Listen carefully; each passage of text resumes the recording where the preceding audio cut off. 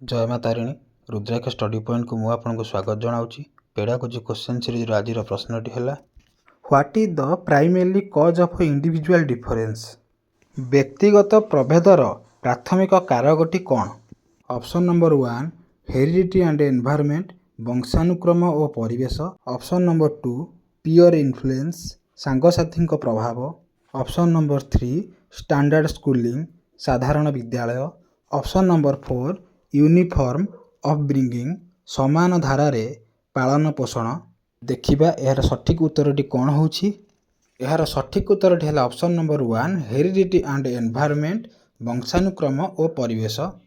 Heredity बा वंशानुक्रम और environment बा परिवेश मध्यरे हेउथिबा क्रिया द्वारा व्यक्ति मध्यरे विकासर धारा परिलक्षित होइथाय। जेहेतु समस्तଙ୍କ ठारे समान वंशानुगुण नथाए ओ सेमानकु समान पारिपार्श्विक परिवेश उपलब्ध होई नथाए, तेणु व्यक्तिगत प्रभेद सृष्टि होई थाए। आशा करुछि वीडियोटी आपनको भल लागिथिबो। धन्यवाद। जय माँ तारिणी।